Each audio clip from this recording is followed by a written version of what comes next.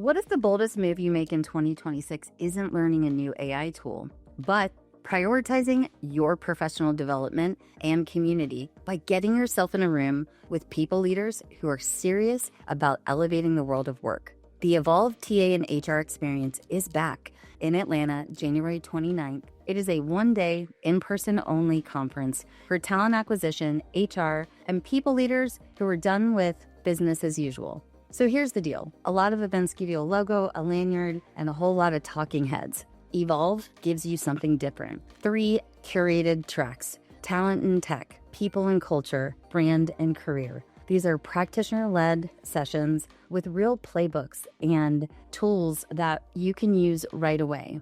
You're not going to just collect new connections. This event is intentional. It's human-centered, data-informed, and nervous system aware. It's built for leaders who want connection, honest conversations, and again, next day actions they can bring back to their organizations and their teams. So if you are ready to recharge, reconnect, and rise with a community that loves this work, grab your seat for Evolve 2026. You can find it at www.yourcareerbff.com/evolve-2026. Great events don't repeat, they evolve. Join us in Atlanta on January 29th. See you there. Welcome back to another episode, Digital Recruiter Podcast. This time I am joined by Little Rock's own Jacob Stripling, founder of Future State Careers and WholeStory.me, digital recruiter client, good friend, awesome guy. Thanks for being here, man. How you doing?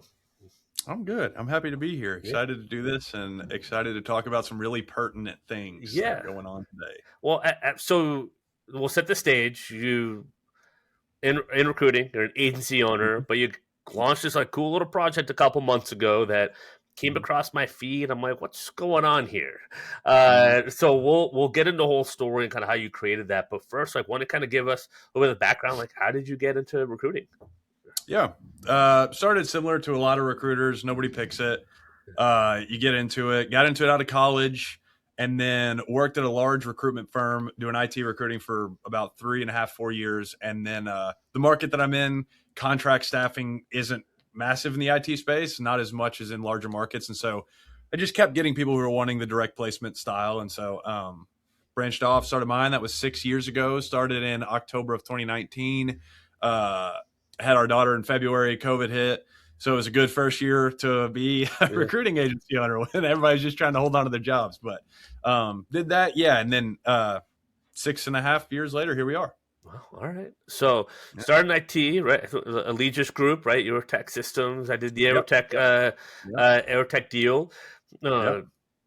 IT, and then you've pivoted a little bit more to accounting and finance. I know it's a big conversation we had. How'd that come about? I mean, I'm really close with all the people from that company in that office. And so I was never going to compete with them. And initially it was started as something different, but it then merged back into direct placement recruiting. But so I never went back into old customers or going after clients that they were. And so I just started accounting and finance was kind of a easy transition, and knew that to be an expert in the field, like, okay, we got to dive head first, learn everything we can about it. And rest is kind of history with that. We've continued to stay in that field. Of course, there's times that you bring in positions from other industries, but it's been a lot of accounting and finance, and it's been good. I love that. I mean, you bring up a key point, and I know you and I talked about this earlier in the summer. It was kind of like, if you're the IT stuff, that will always fall in your lap, like referrals. If people know you, right, as a good recruiter, good work, hey, can you help with this? And you can always do that. But if like you're forward facing, like LinkedIn content marketing, you're owning a lane, everything else, like you're going to get traction there. And then the other stuff is always just going to kind of fall in the lap. It kind of seems like that's what's happened to you. Yeah. I mean, I think I credit you a lot with pushing back from that perspective, because I think, and a lot of people I talk to, especially, I mean, we're 6.5 years in, but that's still in the infancy phases of what we're doing. Yeah. And we're still developing that brand and where we want to go and what we're building into. And I was nervous, to be like, well, if we pick this lane or pick this niche, I think it's every business owner that, does anything, hits this point. But it was like, look, those other things are going to come, but if you're appealing to everybody, you're appealing to no one type thing. And so, I appreciated that with you. I think that was definitely a point of, I wouldn't call it tension, but maybe between us, where I was like, I don't see it the same. I need you to keep showing me. And so to start to see that. And then, like you said, it's like we speak to you guys, but the rest, things from the fringe come in too. It was pretty funny because I think you and the team ended up getting like 1 million impressions in like the first month or two of just like we pivot. It's like, hey, just like hone in on this lane. And then there was like this whole market in accounting and finance that resonated with the stories you were telling to their space. I was like, oh, like maybe there are a few people out here. We can just kind of hone in on this, because especially when it's a smaller team, smaller agency, it doesn't take much to have an impact where it's like, wow, we could get pretty busy in just this lane pretty quick. Like we don't you're not actually going to be missing out on anything else. In fact, you can almost make it where you're almost have too much going on and just with having one focus. Yeah. And I also think that, you think from a recruiting perspective that like our niche is job seekers or companies, but what you don't know, especially if you're not in it, is how much nuance there is within each of those. Like, somebody's journey that's in accounting and finance who's in the job market right now is going to be totally different from somebody in the sales market. Like it's very, and so speaking to those, if you're being broad, it's somebody hears something and they're like, that doesn't necessarily apply to me, even though it's pretty holistically applies to this other industry. So I think there was a lot of that you don't want to acknowledge as true, or maybe you just don't necessarily, I don't know. It's one of the things I get the perspective of having worked with hundreds of recruiting owners, and you're kind of been in the weeds building your firm, right? And you do a pretty good job of networking, kind of knowing kind of what's going on around. But I think one of the things is sometimes like letting you know, hey, there's a ton of competition out there, and this market is getting hit up all the time. The candid side, the client side, especially in accounting and finance. Both sides of it are getting in-mails and connections and everything, and they've all talked to recruiters that don't know what they're talking about or have had a bad experience. So it's a lot different than 10, 15 years ago. Way more people have had exposure to the agency recruiting world, and a lot of those people haven't had a good experience with it. And so now it's like, what do? Now they're looking, okay, I'm only going to talk to a recruiter if they know what I do. And we're at that point in the market, but a lot of people haven't caught up to that. A lot of recruiters haven't understood that. But I think once you and I talked about that and you looked at it from that lens, I think it just becomes easier. Okay, I'm looking to relate to people that maybe have already been burned, right? What do they need to see to me? They're a great candidate. They're a great potential client. But what do they need to see from me to know that I'm going to be different? I'm going to be better than the experience that they've had before. And I think that's the opportunity right now in all this automation, in all this AI, all this mass volume. Is like demonstrating that you are a different experience. Like that's the key. And I think people, I mean, this goes back to Digital Recruiter, all your stuff of where the proofs in the pudding on this, like a lot of times with all these tools, outreach tools, you can be in everyone's inbox.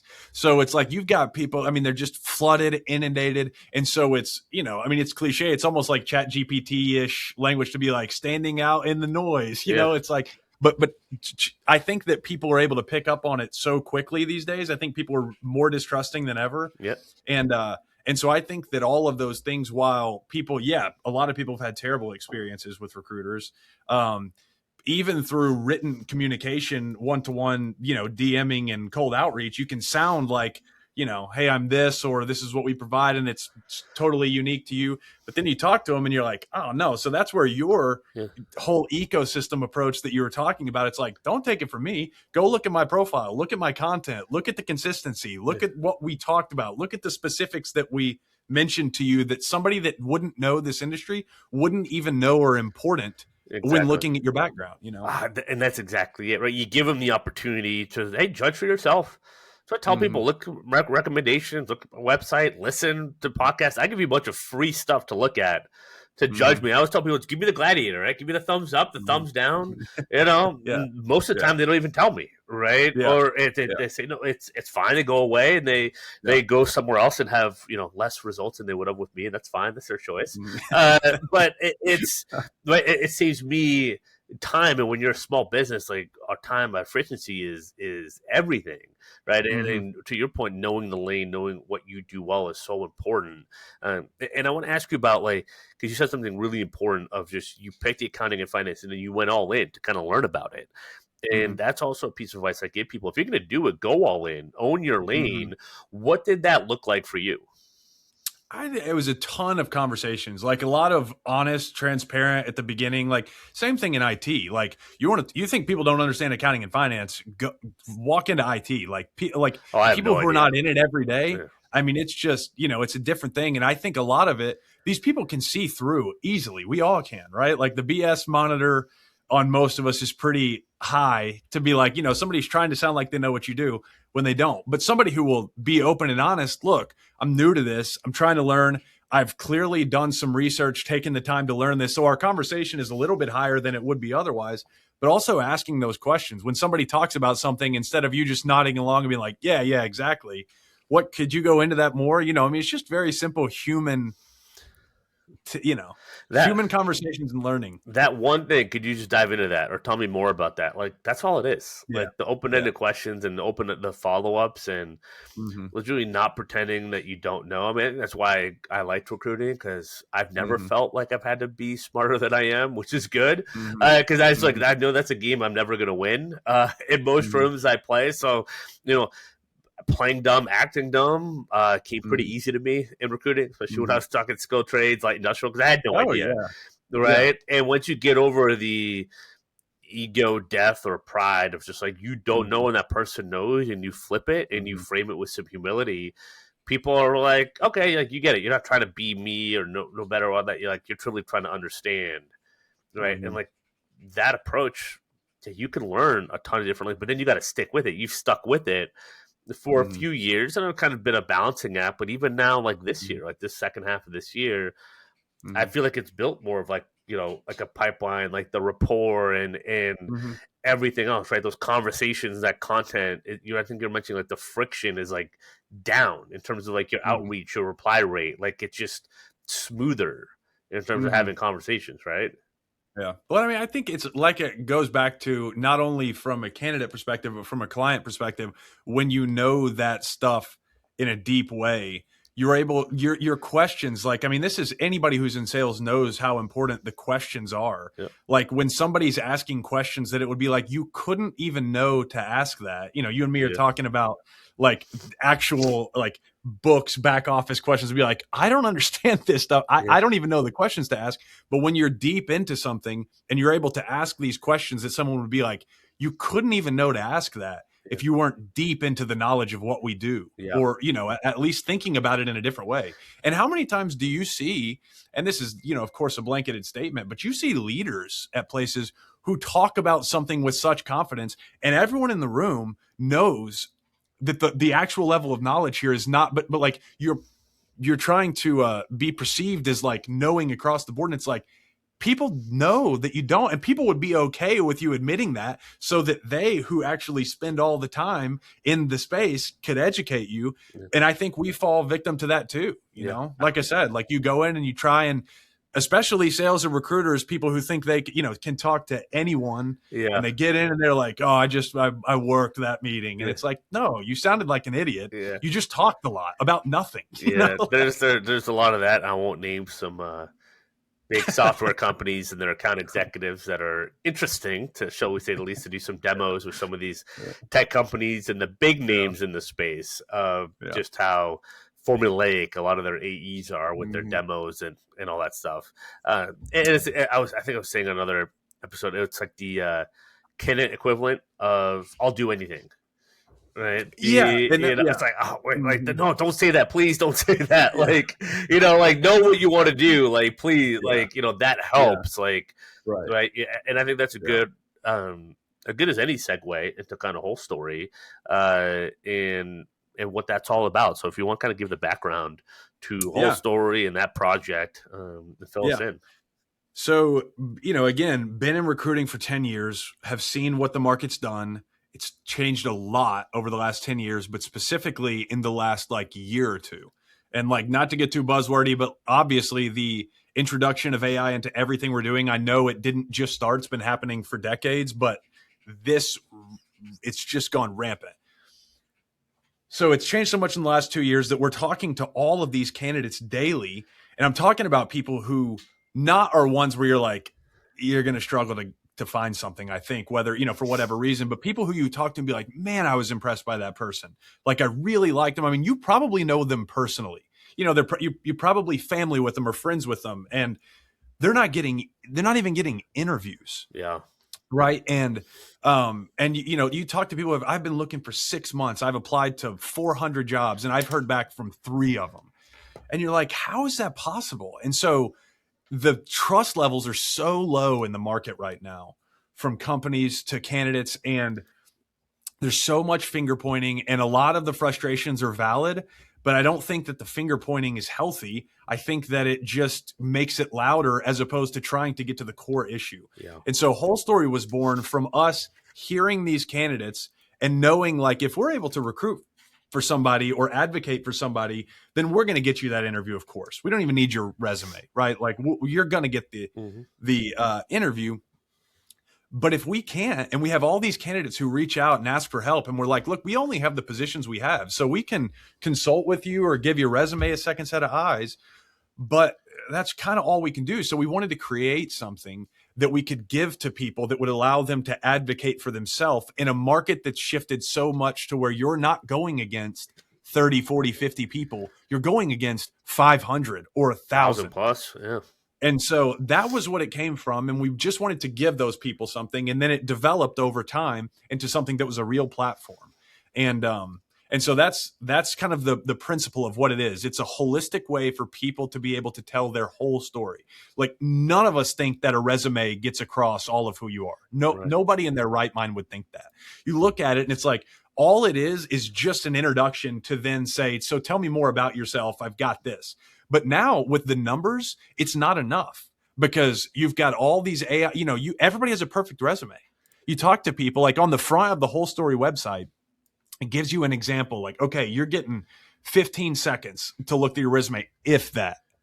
And so you're going against all these people and they all look the same. People are like, oh, I'm embarrassed, my resume sucks. And it's like, no, your resume is great. That's not the problem. The problem is everybody's resume is great now, or it looks all the same in the same formatting, and the same bullets and everything else. And it's, I think I was reading a couple of tweets earlier today about someone did an intake call with the hiring manager, and it's not even about what's real or not real anymore. It's the perception. So hiring managers now perceiving everything is AI. So it doesn't matter if your resume is or isn't AI, and these AI detectors are mostly fraudulent. Like, they have no idea what they're detecting. Right. So it's okay. You're dealing with that reality. What we talked about earlier was, like, how do you stand apart? Not just saying it, but you actually have to demonstrate and be like, you have to deal with the objections of the market. Like, whether you want to or not. And I think that's what the best digital recruiters do. That's the best people at building a brand and networking, whether you're a job seeker or doing business development or whatever you're looking at, or doing recruitment marketing. If you're a company, they understand the objections that their market is going through or has, and they figure out how to address those. Yeah. Right? And I think also, like, in that vein, what people are so shocked by is you think that these are people where maybe it's like the skill set isn't as, in demand as it once was, or some of those things. But, like, that's not what we're talking about. I'm talking about, like, all the way up to C-level executives with great backgrounds, people who you would kill to hire legitimately, where you would be like, what a gift. You want to work for us? And they're not even getting responses. Yeah. And it's like the thing that used to be a differentiator, in the old times, just a few years ago, a resume was enough, because the point of it was just to facilitate the discussion. And then you're able to give all the context that we know is there for every person. But now, when you're not getting to that conversation, you have to do it on the front end. Like, if you don't do it, then you don't get to do it at all. Yeah. And so Whole Story is built to be able to give that. And there's video components, there's video recommendations and references and key highlights. Like, how many times do you, as a recruiter, you talk to candidates who you look at their resume and be like, I don't know. And then you talk to them and be like, oh my gosh, I am thankful that we talked. Yeah. because I would have never known that here was the reason behind this and here was the reason behind this, but you wouldn't get it. And so Whole Story brings all of these things together, your socials. It has your resume in the bottom left intentionally because we're trying to show that, like, I want you to view my resume. It is a part of me, but I want you to view it through the lens of who I actually am and my actual story, you know? And so that's the heart of what it is. And so you have it here because I'm looking at it now. So, because my question was going to be, could I do a link and add it to my featured section? It's like, yeah, you basically have your own URL. Mm-hmm. And so does someone need to sign up to be able to see my profile, or is it just public facing? So what it is right now, again, keep in mind the core of why we built this is for job seekers, the end. Like, that's it. So we have done it alongside them, asking not necessarily permission, but kind of, hey, is this what you want? Do you want this to be private? Do you want it to be public? Do you want people to be able to search it? Do you not? So right now it's all private. Like, when you create your profile, you own it. You own the data, you own the profile, you own the link in the QR code. You're the only person who can send it to other people. And the only people who can view it are the people that you send it to. So while there are further iterations that will probably be created, the user will always be in control of that no matter what version is created. So you create a profile, it's free. You get your URL, which is wholestory.me/your name. And then you get a QR code, and you can put those on anything. You can put it on your LinkedIn headline. You could put it on your resume. You could send it in text message. You could send it in email. You could put it on, you could do whatever you want to do with it. Put your QR code on a t-shirt, shave it into your head, like you can do whatever you want to there. So it's that's the way you'd get it. And you got to watch 5 seconds of the video. An optional feature. Yeah. With a lot of these people, they might even send a whole story, but we're so, creatures of habit that a company might be like, just let me see the resume first. And then if the resume looks good, I'll watch the rest. Yeah. No, that's not the point of what we're trying to do. We're trying to impact behavior to say, you hear me first, and then you see the resume, because there's missing context that you have to have the full picture. And so you can toggle on and off if you want, to where somebody has to watch your video and listen for 5 seconds, and then the rest of your profile is unlocked. But until they do that, they don't get the rest of the information. Yeah. And the point of that is, look, you can say no to me, but you're going to say no to me. You're not going to say no to, this resume piece of paper and everything else. Yeah. No, it's super cool. It's fun because we talked about this like 3 weeks ago, and this is updated significantly for them since then. So like you're rapidly making updates and moving on this thing quick. What do you? Like where does it go from here, do you think? So there's been a lot that I've learned through just the first couple months of launching it.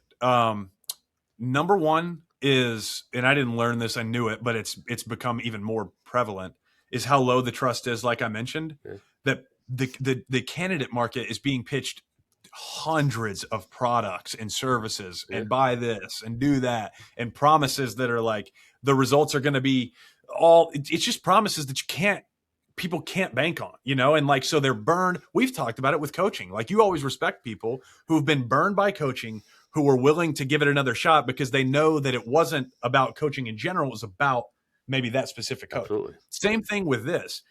Candidates are like, when we come and we say it's free, they're like, where's the catch? What you going to sell my data? No. What am I going to be charged for this? No. But they don't buy that unless they have a one-on-one conversation with me or somebody on our team. So we're that's been a challenge of getting people to even trust that what we say is legitimate.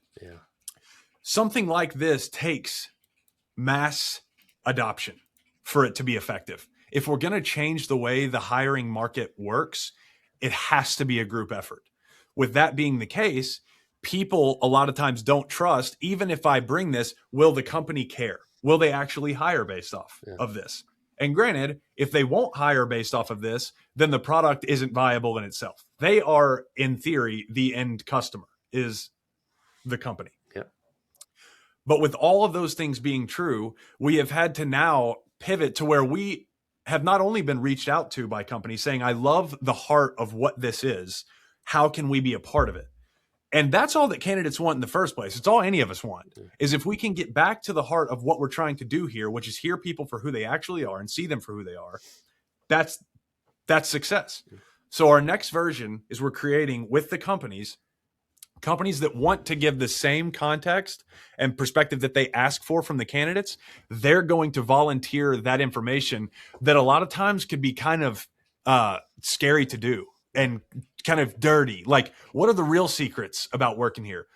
Why did this, I remember when I took my first job, one of the guys I interviewed with offered to let me talk to somebody who had left a month before because he wanted to give me the honest perspective on what this company was like.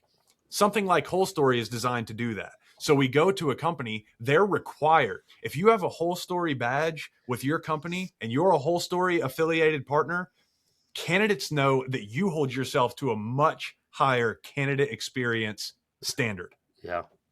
So you have to give so much more context. You're giving the things that you ask them. And also, when a candidate applies, instead of them having to fill out 100 forms, they're filling it out every time.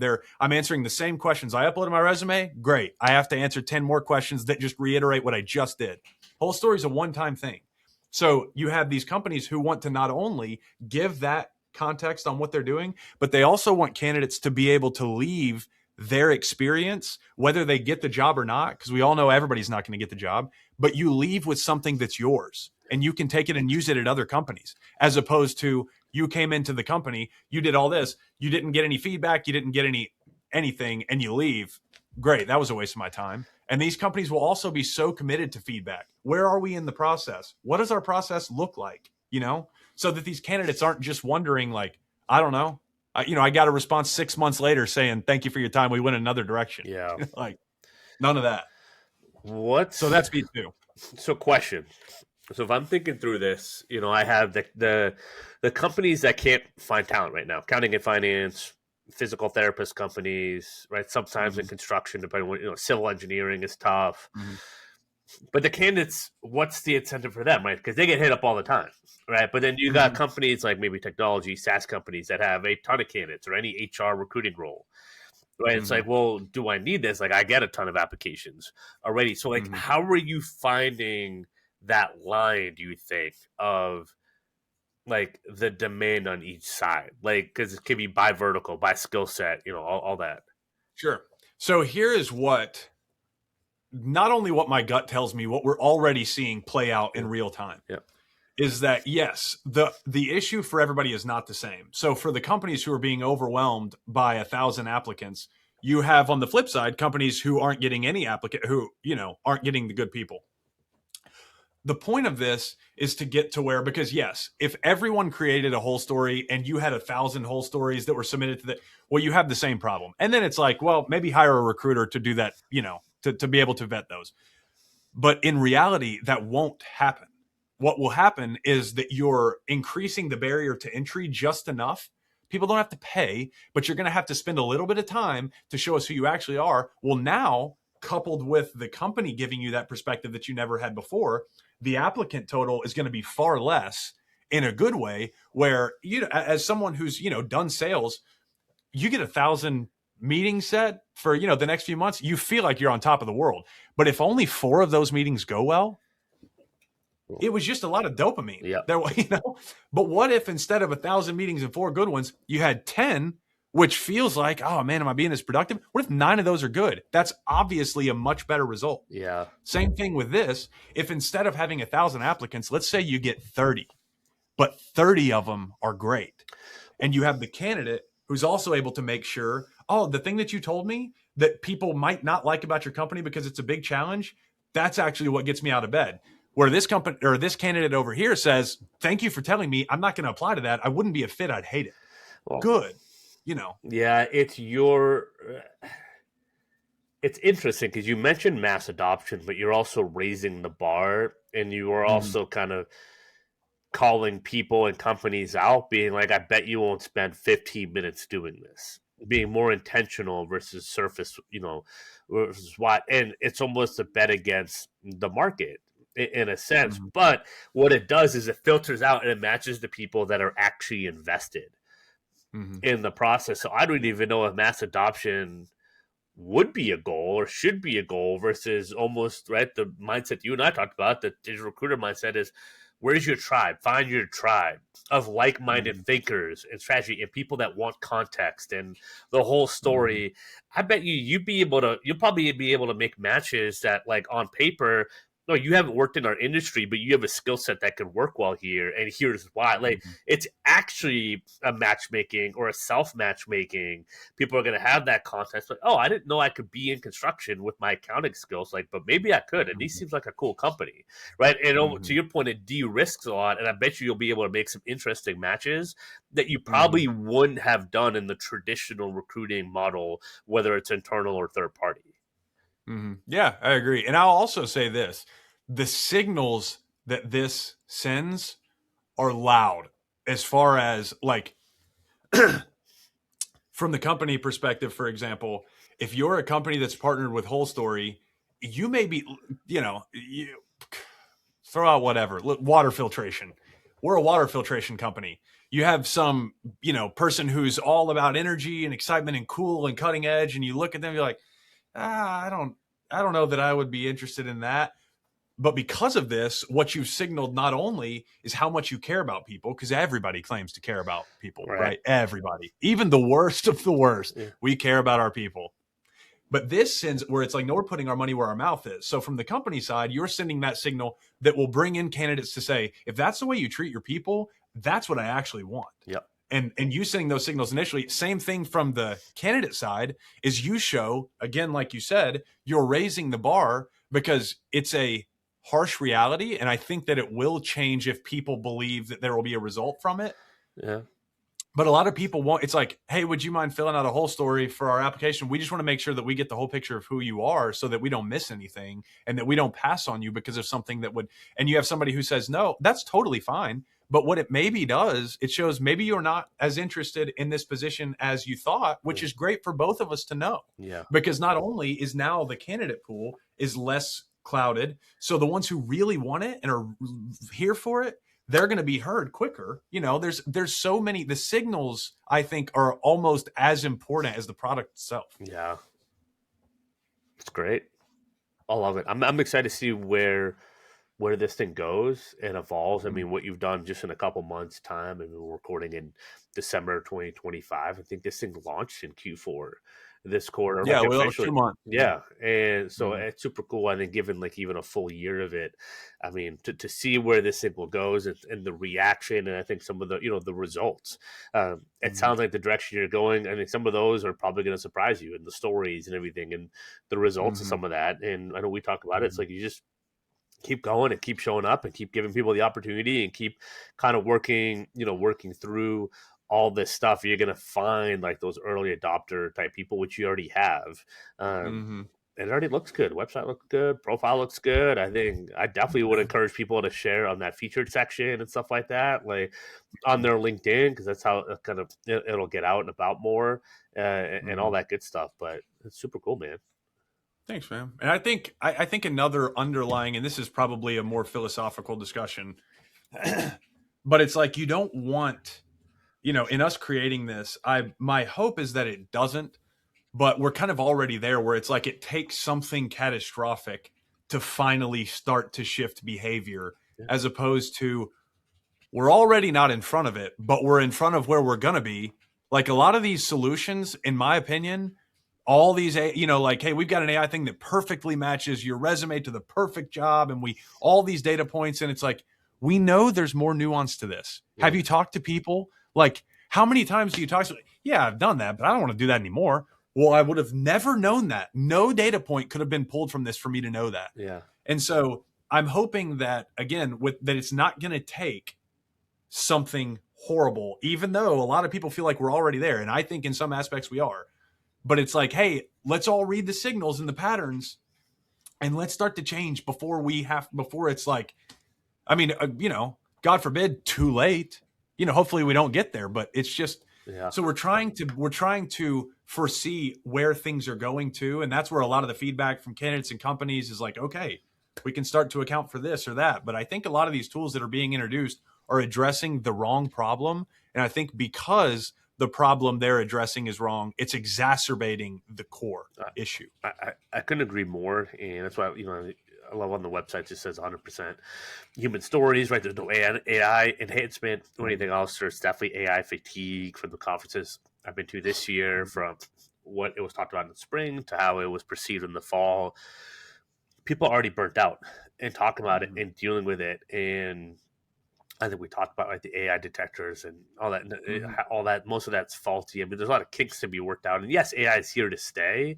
But to your point, what root is it solving? Like, is AI sourcing solving the real issue? Like, right? No, it's people don't know how to source, right? Or they don't know how to leverage automation. Or it's not sourcing that's the issue. It's that your messaging is terrible. And you have no idea how to qualify a role and message candidate and figure out what's in it for them. You're just mass blasting. You're like, nothing works, so I'm just going to get a sourcing tool. It's like, no, because you don't understand the job. Like, it's a skill issue, not an AI issue. And I think you're addressing that. You're giving people the opportunity to highlight their stories, highlight their skills, and playing against kind of like, yeah, we know you're going to be using AI, but like for this and for you, AI is not getting the full context of you right now. And in recruiting, that is what matters. That's what that's why we do the interview stages, is to figure out the context of everything else. And so to your point, I think you're spot on with the root cause and the root issue. That's why this is really interesting from where it goes, and you're going to learn a lot. I'm going to keep track of the journey because it's interesting the responses you're getting with like a non-AI platform right now. People are like getting drawn to that. Right, I think people want I'll be honest, empowerment again. It's been us trying to, like, I've really got to hold to that perspective, because the tendency of what is much easier is for us to be lulled back into why we're here in the first place, which is using these tools. And I'm not saying don't use them. We use them every day. That's not my point. But when we're talking about who you are, yes, these things can help you craft it. But if you rely on it to do the whole thing, you're lulled back into the thing that got us into this current situation, which is we all look the same. Yeah. And so I have, even like with developing there's a lot of us encouraging people and rediscovering that value that people fairly and rightfully so feel has been stripped from them, because they're not even hearing back from companies. They're like, am I the problem? Yeah. Do I not have a good skill set? Do I not have? And so because of all of that, the adoption, people like the idea, but when it comes to execution, they're nervous, or they feel like, what is it about me that's even interesting? And it's like, no, we cannot lose that. That's at the core of all of this. We have to get back to what makes you, because that's all we have, right? At the end of the day. And so we're trying to get back to that, but that's been a real challenge, is maintaining that, like, we're enough. Would it be easier to just integrate a lot of these tools and let it do it for you? And it just makes yeah, that'd be a lot easier. But I think then we're going back, we're reverting. Yes, this is going to be more upfront work, but I think that we've gotten so accustomed to the ease, and like, I don't want to call us lazy. In some senses, I am, with some of the things that I use, but it's more like, well, I'm not going to be able to do it better than that. It's like, when did we get this image that we have to be perfect, or we have to be this thing that looks this way? Like, that's all. Once we're that's just a big gray world, and that sucks. It's even like our onboarding forms and all that. I see people use AI now with it, and sometimes but people don't. But if you can just write it out, you're gonna get more clarity, more understanding of just like, even if it looks like shorthand or a little bit, but just like write out and take the time and like, yeah, exactly. That's human, right? Like, I think that we just, because I struggled with it when you and I talked at the start. It's like, and we were talking about it today. I don't want this to come across. Is it sloppy? Is it unprofessional? It's like, when did we have to be this thing that we're not? Yeah. Because we think other people are not going to, we got to get rid of that. I mean, myself included. No, when you can embrace, the flaws. And I've always said, when I have a typo and people, hey, you got a typo here. I think you might've messaged me once about that. And I was like, well, at least, it wasn't AI posting it. Right. And that whole thing. And I don't think I've used AI to assist or brainstorm on like anything in the last like few weeks. And it's been great. It hasn't hurt my stuff at all, and it's been good, and it gets me new ideas and new points, and I get to see how the market responds to just kind of my thoughts and my writing and not anything else. And but there is kind of a tone that people pick up on. And I'm like, oh, this was like an original thought and writing. And I love when people are like, oh, I wrote it and I had AI clean it up. I'm like, it should be the opposite. You should have AI give you the framework and then you go in and edit it, make it more human, and make it more you. Like people are getting it backwards. People don't want this like fake buttoned up. It's almost like Stepford wise in LinkedIn content at all. It's like everything is like the same, and then it kind of also throws people off. So getting into like the video and your stories, and hey, having to write this stuff out, on my own, and it can be a little scary of like putting your stuff out there. What if no one accepts it? Right? No one loves me, but I'll be like, but also you don't give yourself, nothing, can't get anything if you aren't willing to put yourself out there. And the good stuff is on the other side of taking that jump, taking that leap. Yeah. And maybe you do learn, man, I don't have the skills that I thought I had, right? How do I go level up those skills? Or I don't know how to communicate the way I thought I could, or I thought everyone understood this and they don't. Getting that feedback can improve you and mold you and sharpen your iron. By just putting yourself, what's obvious to you might be like, well, this sounds like a mess whenever I explain it to anyone else. Which feels like me trying to describe digital recruiter for 3.5 years. Like, what is it that you do? And I list like 100 things. It's like, all right, that doesn't work, right? Yeah. So, but you only get that by putting it out there and having it fail and stumble and all that. But I think the people willing to put themselves out there and to do that and not hide behind participation trophy mindset and everything else, it's just like you stand to gain a lot if you're willing to do that. And things can happen quickly for you in this day and age with the digital networking abilities, stuff like that, right? Your name able to get out there in a good light. And I'll say too, like what you're talking about is it's easier said than done, but it's the cliche, like I'd rather people like me for who I am or hate me for who I am than love me for who I'm not. Yeah. And I think on the job search, of course, this is easier said than done from the perspective of, look, I got to have money. Like, I don't even care if I hate my job. I have to have an income. I understand that. That's not the point of what I'm saying. But in a world where everything is functioning as I think we'd all like for it to, it's like, look, you're going to be disqualified from jobs because it wouldn't have been good for anyone. And then you're going to be put into but we can't get there it's like if I take a personality test and I answer every question based off of who I think you want me to be as a client, as opposed to who I am. It's the going to the doctor and they say, do you smoke? And you say, no, I don't smoke. And you smoke a pack every day. Like, this doesn't help anyone. Right. We'll never get to we can't get better if we don't acknowledge what things really are. Yeah. And so I think for us individually and from a company perspective to say, you know how you could probably turn down your turnover rate?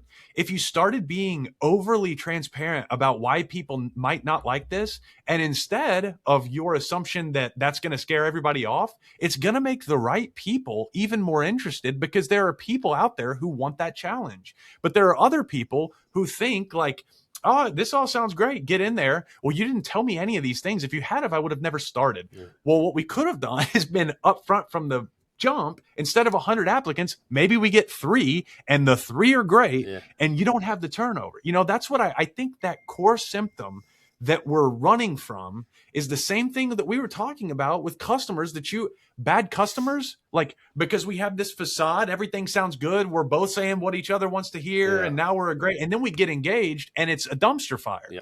Well, what if we were able to avoid it by overly authentic, transparent? And I'm not saying just word vomit on everybody, but there's a big difference between what things have become and where I think they should be, that real results would come from. Yeah. It would we've gotten so this like age of, like social media and likes, and like, if it doesn't get liked, did it do well?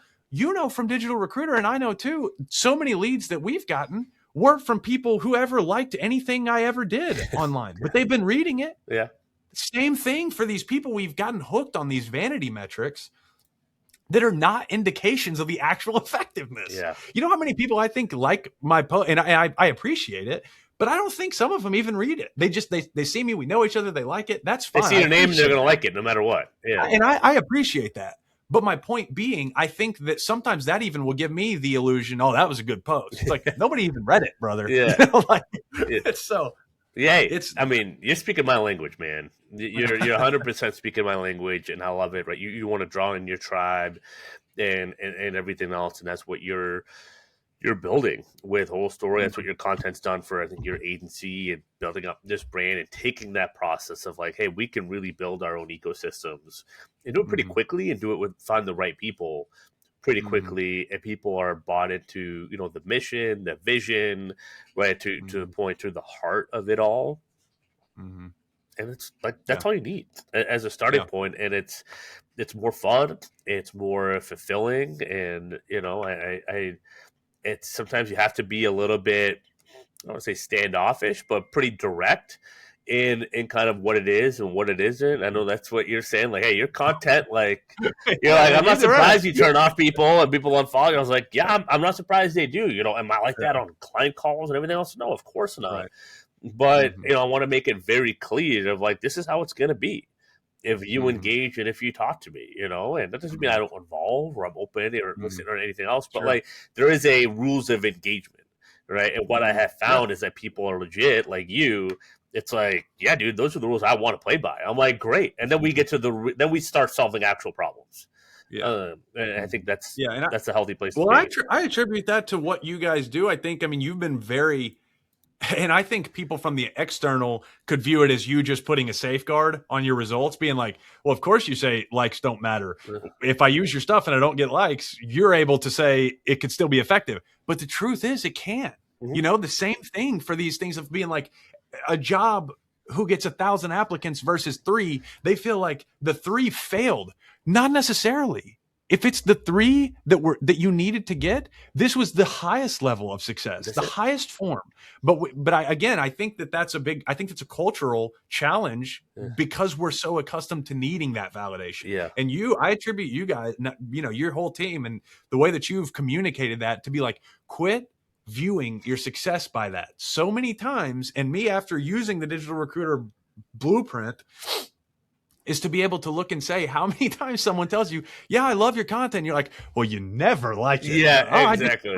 I just read it. But that's so true across everything, right? Like it is true. I think that you've been really loud about that. And I appreciate that. And I think that you can only, I think, believe what you're saying after you've experienced it. Yeah. But it's hard to get there because people give up when they think there's no success because the vanity metrics aren't there. But you got to know to look for it. And that's been my evolution is that I say it because I know there's going to be the doubters, right? If you see me see that, like, that guy's full of baloney. But then there's people like you like, at least you looked at it differently than you would have before. And that allowed you to stay consistent because what do we say in sales? It's that next call, right? You give up at 4:59 before you make that last call. That would have given you 8 recs. Right, or stuff like that. It's that recruiting sales mindset that you and I were taught at Legis Group of like the next call. For me, it's like the next post. You might get a string of 1, 2, 3 likes, which I did for 3-4 weeks in a row back in beginning of 2022, and I just kept going because I was like, I know this clicks, I know this works, and I also saw the signals in my inbox, right, that it was getting there, and it was also like, well, if I see it working for other people, why can't it work for me? I feel like my message is stronger, more relevant, or more relatable. The solution is more needed, And so you have to have a little bit of that irrational confidence, but also just like people don't know because it's easy to get sucked into the trap of YouTube Reels, Instagram, and likes and creators when the whole market is trying to go viral, right? It takes a certain little bit of like insanity to be like they're all wrong or they're all optimizing for the wrong thing. And that's why it's just like I hit that over and over again because I know it and I've seen it and I've talked to people that have a lot of followers and in recruiting, outside recruiting, and it doesn't mean that they're making any more. Definitely doesn't mean they're happier, more fulfilled, or anything else like that. Especially years in LA, way before LinkedIn, that I lived, I met some of these people and just like the soulless look in their eyes from all that stuff. So it's like if I do this, I don't care about those things, right? It's like having the right business conversations, and it freaking works if you stay with it. Don't give up after a post or 3 months or 6 months, or if you have like a whole story, right? Don't give up after a week or a month, or like invest some time into it, right? You didn't learn accounting and finance, all that stuff overnight and everything else. Like just play the long game, play it for a year, play it for 2 years, and like just see what happens.